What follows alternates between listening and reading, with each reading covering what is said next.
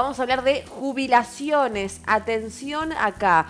El 2020 fue un año por la pandemia en donde muy pocas personas lograron jubilarse, aquello tan anhelado, tan esperado. Por eso, para hablar del tema, hoy está con nosotros Marcela Micames. Ella es abogada, especialista justamente en temas previsionales. Exactamente. ¿Cómo estás? Buen día. ¿Cómo va, Marcela? Buen día todos los días. Cada día. Gracias. Un gusto. ¿Se jubiló o inició el trámite de jubilación menos gente en el 2020 por la pandemia, cierto? Sí, exactamente. Inicialmente, bueno, esto nos colapsó a todos, de un día para el otro hubo que cerrar. La atención, por lo menos de la parte previsional, porque ANSES trabaja distintos aspectos de la seguridad social, la parte de desempleo, la parte de asignaciones familiares, asignación universal por hijo, pero la de las jubilaciones, que es para la que estamos hoy para hablar acá, casi era totalmente presencial. Ajá. Por lo tanto, cuando se corta, el 17 de marzo ya se cerró por una cuestión, se pusieron de acuerdo entre los empleados y ya 3 días después fue a nivel nacional, el famoso 19 de marzo. Y a partir de ahí estuvimos bastante frenados. Después se abrió la atención virtual, muy escuetamente. La atención virtual implicó que se les empezó a dar claves a los distintos empleados de ANSES para que pudieran trabajar desde las casas, con las computadoras personales de ellos, con todo lo que significaba. También nosotros empezar a ayornarnos al sistema. Recordemos que la población, el colectivo que está atrás de una jubilación son personas por lo menos de más de 60 años, en donde la virtualidad, como ustedes hablaban recién, si imagínense que para ver una fiesta de la vendimia costó, imagínense lo que es escanear un documento, subirlo, bajarlo, descargar, toda esa terminología que creo que mi hija de 15 años la maneja bien, pero una persona de más de 60 no. Así que fue complicado, sigue siendo complicado porque muchos empleados de ANSES siguen exceptuados por ser mayores de 60 años o por tener hijos de menores de edad. Así que aunque la virtualidad está, y de hecho hoy salió otra resolución en la que amplían los trámites. Primero, no todos los trámites pueden ser iniciados por atención virtual, es acotado el número de trámites, o sea que los otros hay que intentar sacar turno, y a su vez, del otro lado de la virtualidad hay una persona, no es una máquina que te jubila, y eso implica que también están muy acotados con los recursos humanos del otro lado para poder atender esa virtualidad. En algún momento se dijo, me acuerdo por haberlo dicho yo, particularmente, personalmente, ANSES decía, se pueden hacer estos trámites, estos, pero no el inicio de la jubilación. Exacto. Hoy en día... Hoy en día sí, pero ciertas jubilaciones es más fácil decir por el no. Lo que no se puede iniciar dentro de jubilaciones son jubilaciones de docentes, investigadores, todas las jubilaciones especiales, docentes, investigadores, jueces y miembros de Servicio Exterior de la Nación, y también las jubilaciones insalubres, las que implican servicios que tienen algún tipo de carga, vejez o agotamiento prematuro. En el criollo serían los mineros, los petroleros, acá hay muchos, las personas que trabajan con alta tensión. Todas esas personas tienen un régimen especial. ¿Por qué no todavía? La verdad, yo no le encuentro mucha explicación porque eso se inicia igual que una jubilación común.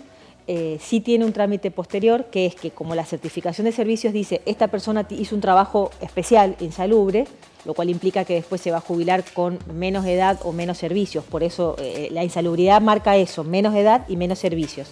Entonces la ANSES va a tener que mandar una persona de la ANSES a la empresa donde trabaja el beneficiario para verificar, son verificaciones, verificar si es verdad que trabajaba de eso y particularmente en la actividad puntual, porque podés trabajar en esa empresa pero no hacer la actividad insalubre. Pero esa actividad de verificación ya escapa a la virtualidad. Así que yo la verdad que no puedo explicar por qué, igual que el docente, y particularmente en Mendoza, los docentes públicos dependientes de la Dirección General de Escuelas ya tienen un convenio entre ANSES Mendoza y Dirección General de Escuelas que hace que no se verifiquen esos servicios.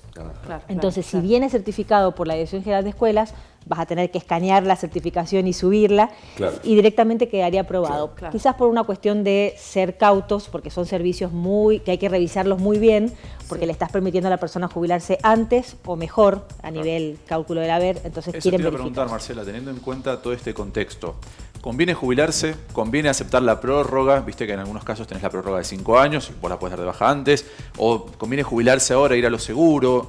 ¿Cómo está esa situación un poco? Por ahí se habla mucho, pero bueno, la que sabe sos vos y nos va a aclarar un poco el tema. Puedo saber algo, pero en realidad depende muchísimo del caso concreto. Depende mucho del sueldo que tengas, depende mucho de tu actividad laboral, cómo la estás llevando. volvemos al tema de la pandemia, si lo estás pasando en tu casa o si te hacen ir igual a trabajar y estás en condiciones complicadas. En general la jubilación tienen que pensar que es un 60-70% de lo que se meten al bolsillo del sueldo. O sea, el sueldo que te metes al bolsillo, calculale un 70% de jubilación, más o menos. ¿Vivís con eso? ¿No vivís con eso? Lo que falta te sirve para no tener que ir a trabajar y tomarte el micro o el auto o lo que fuera. Eso es muy personal. ¿Y conviene, sumándome a lo que dice Juanpi, contratar un abogado? O uno Un puede, gestor, porque como uno gestor. dice, si te dicen si lo haces, te jubilas mejor. Hay como una cuestión popular en la calle. ¿Es real o no esto? Sí. Hay gente que no puede contratar un abogado. No es verdad. Es una asistencia, es un acompañamiento que se hace, sí se puede controlar después. Ahí sí es verdad. El control que hace el abogado, más allá del inicio, para que no te lo denieguen, una vez que te lo acuerdan el beneficio, y eso quizás te lo hubieran acordado sin abogado, el control de la liquidación, la posibilidad de iniciar juicio o no, porque muchas liquidaciones no es que estén mal respecto de una equivocación, un error, sino que hay normativa que ya ha sido impugnada en sede judicial, los jueces han determinado que es inconstitucional la aplicación de topes, de mermas, de quitas o pautas de movilidad que no corresponden, y eso, si uno se queda, la ANSES aplica la ley como está. Entonces, si uno se queda con la ley como está y no la critica, bueno, ahí sería el problema. Marcela, ¿cómo es la situación para las amas de casa, no? Sabemos que existía la jubilación para amas de casa. ¿Cómo es la situación hoy? Una persona que es ama de casa y se quiere jubilar. Bien. Vamos a separar entre varones, porque acá hay que discriminar entre varones y mujeres. Las mujeres se jubilan a partir de los 60 años, pero la jubilación tiene dos patas, edad y servicios. El solo hecho de tener 60 años no implica que te podés jubilar. Muchas personas me llaman y dicen, yo este año cumplo los 60, me jubilo, y la otra pregunta es, ¿pero aportaste? No, moratoria. Las moratorias de ama de casa siguen estando vigentes, una vence en el 2022, julio del 2022, y la otra no tiene vencimiento. ¿Cuál es la diferencia? Que una te permite acceder a una regularización de deuda, comprar servicios, está mal dicho. Comprar años. Comprar ¿no? años de Claro. servicio, Claro. 10 años menos que la segunda, que es la que vence. En total, más o menos, una persona que cumple 60 años de servicio le van a faltar unos 4 o 5 años de servicio fuera de moratoria. Entonces, vos vas a llegar a los 60, vas a hacer moratoria por 25 años de servicio y los otros 5 tienen que estar aportados. Que quede ¿Cuándo? claro moratoria. Eso. ¿Qué es? Claro. Para el que no... Explico moratoria. Es pagar para Claro. Es luego pagar, claro, para hacer es el trámite y generar luego una deuda de aportes, porque como nunca aporté, tengo una deuda de aportes. Esa deuda, calcúlenle que son como 3 millones de pesos, nadie podría pagarla. Entonces, accedo a un plan de pago, moratoria, por el cual, primero, los 3 millones de pesos bajan más o menos a 30.000 pesos. Y esos 30.000 pesos se pagan en cuotas. Y la parte más linda de las moratorias previsionales, las de ANSES, que es pagás solo la primera cuota y las otras, si sale acordado el beneficio, van a ser descontadas hasta 5 años de la misma jubilación. O sea que en realidad pagás de tu bolsillo una cuota. Correcto. Claro, Bien. claro, claro. Marce, la gran pregunta, ¿no? ¿Cuándo, para no llegar tarde, para no después entrar en esos momentos de locura en que entran los que se quieren jubilar o ya están en edad de jubilarse? ¿Cuándo comenzar con los trámites? ¿Y cuáles son los primeros pasos Bien. que hay que tener en cuenta? Depende mucho si tenés servicios insalubres, como hablábamos recién, de empresas que no existen más, si figura en sistema o no. Porque si figura en sistema o tu empresa está todo clarito o la empresa existe, yo creo que un mes antes ya podés estar empezando a sacar cuentas, a sacar el turno. Recién un mes antes. Un mes antes. Eso, si sale el sistema, yo digo que primero está el sistema y después está la Biblia y todos los libros sagrados, porque el San Sistema es lo que vale. Si está en sistema, Sí. sale por un tubo. Ahora, si la empresa no existe más, si solo tenés bonos, por ejemplo, y no tenés la certificación, todo eso, hay que empezar antes a tratar de conseguir la certificación. Bien. Y hasta inclusive hacer un trámite administrativo. Estoy hablando antes, 8 meses, un año antes, en el que uno le presenta al ANSES la prueba que tiene para que el ANSES reconozca los servicios. Ok. Porque como no los tiene en sistema y vos no tenés certificación, necesitas demostrarle con prueba, decimos alternativa, accesoria, que trabajaste. Y en Y el ahí caso viene, de Ica... perdón, sí, María, porque no, ahí viene no. otra pregunta, Sí. que es, ¿qué pasa con aquellos que tienen un mix entre haber estado en trabajos con dependencia y trabajo independiente? Bien. Exacto. La presentación del trámite es lo mismo que dije recién, de la parte de relación de dependencia, ver qué prueba tenés, Si no está clarita, armala, empecé a juntarla. ¿Pero tiene que presentar la persona a la prueba o aparece en el Sí, sistema? Claro. Si sale el sistema, no tenés que hacer nada. Ok. Es el SAN sistema, como digo. Ok. Pero si no sale el sistema, sí, uno tiene que aportarla porque el ANSES no sabe, ni la FIP, ni nadie, Claro, si no hay registro. trabajaste, Ese es el dónde buen trabajaste. consejo, guardá todo, recibo, todo lo que Desgraciadamente, tengas. sí. del Exacto. lugar Y hablamos de donde 30, trabajas. 40 años de guardar papeles, sí. Ok. Y la parte de autónomos está más fluida, digamos, la ¿Ah, sí? presentación. Se hace todo a través de clave fiscal de la FIP.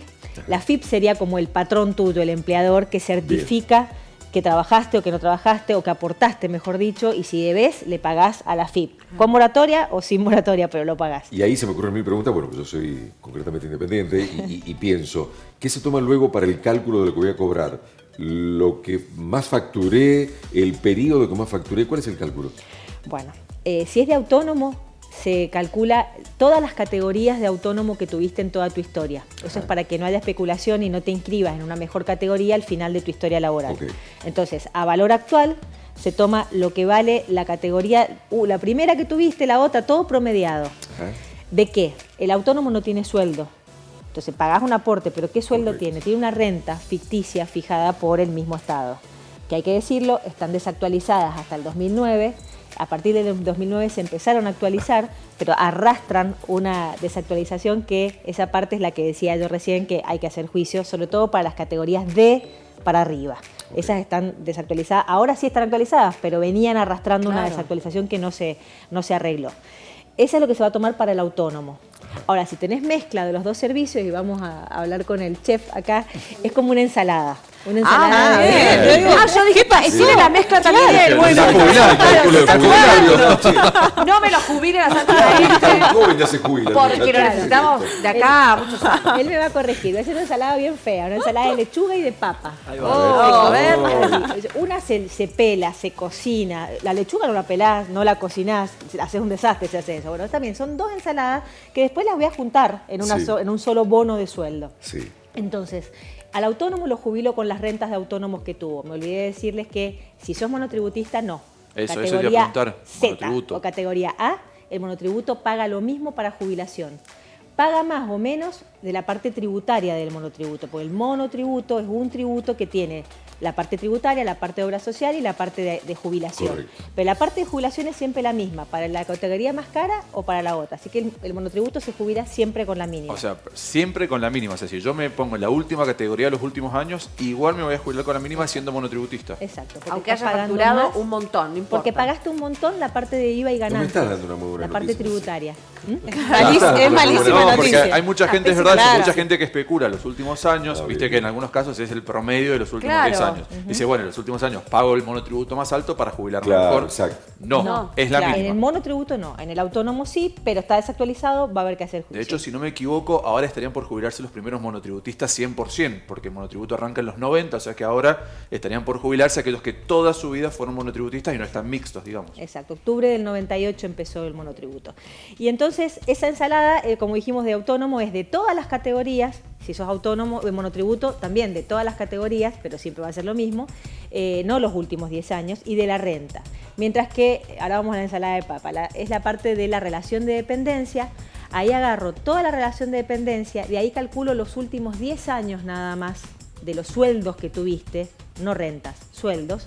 Y ahí sí, de los últimos 10 años de sueldos, calculo la jubilación 1,5% por cada año aportado. Calcúlenle, repito, hago con numeritos, solo el 1,5% por todo un año de trabajo. De eso, ese porcentaje de qué? Del sueldo de los últimos 10 años. Entonces, para relación de dependencia sí tomo los últimos 10 años y para autónomo no, tomo todas las categorías. Después junto las ensaladas. El porcentaje que me dio de relación de dependencia, el porcentaje que me dio de las rentas de autónomo y lo meto en el mismo bono. Ok, Pero son dos cuentas distintas. ok. Perfecto, quedó, ¿no? Más o menos. Te vamos siguiendo, Marcelo. Wow. La verdad Sí, que sí. wow, es mucha información. Nos amargó un poco, Sí, pero Nos bueno. amargaste un poco, pero bueno. ¿Y pensionados, cortito? Pensionados. Las pensiones son, en principio estamos hablando de pensiones contributivas, gente que aportó.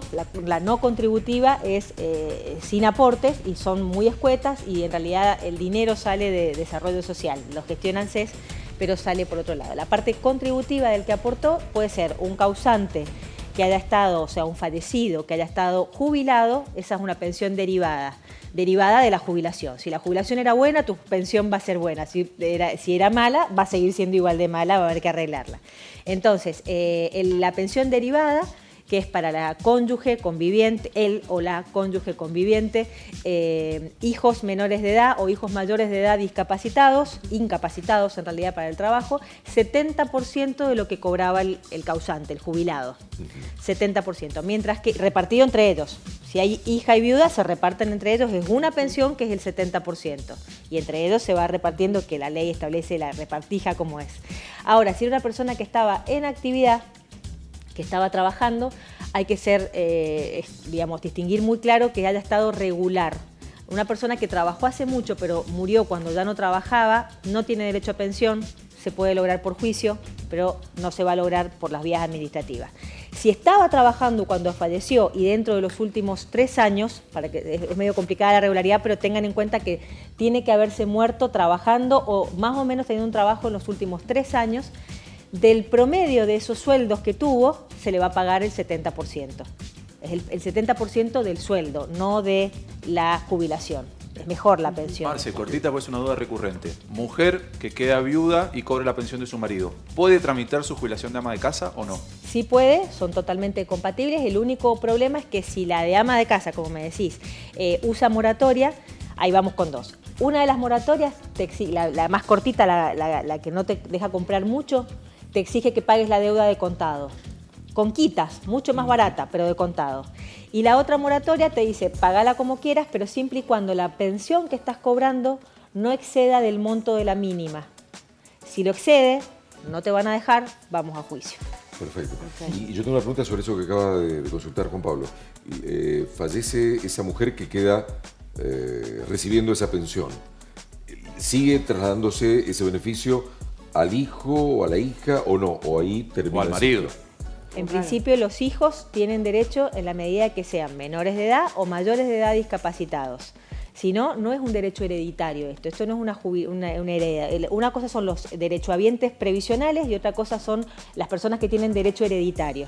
Entonces, de hecho, un hijo mayor de edad hereda a su papá. Ajá. Mientras que el mismo hijo mayor de edad le dicen, anda a trabajar, no puedes pedir la pensión de tu papá. Ajá. Entonces, esos hijos van a cobrar la pensión que estaba cobrando la mamá en la medida que sean menores de edad o que sean mayores de edad discapacitados y demuestren que al momento que el papá, el primer fallecido, falleció, ahí ellos ya estaban incapacitados. O sea, tu papá se murió y vos te quedaste sin un sostén. Lo empezó a cobrar tu mamá la pensión, bueno, la querés cobrar vos ahora, demostrarme que estabas discapacitado cuando tu papá falleció. Y fallecía la mujer que es beneficiaria, ¿hasta cuándo está vigente, digamos? No, los derechos previsionales son imprescriptibles. Siempre se puede pedir, lo que prescribe es el haber. El derecho no prescribe, pero el haber sí. Si vos te demoraste 10 años en pedir tu derecho y reclamarlo, se te va a pagar 2 años para atrás. Perfecto. Siempre, o 1 si es una pensión. Las pensiones 1, los otros derechos se reclaman hasta 2 años, porque es una cuestión de seguridad jurídica. La administración no puede venir a pagar 15 años que vos estabas colgado a la palmera. Entonces, se paga, se reconoce, porque son derechos alimentarios, no prescriben, pero solamente se pagan 2 años para atrás. Perfecto. Como siempre, Marcela, gracias. Bárbaro. Muy bien, Libro cuando abierto a la hora de quieran. hablar de los previsionales.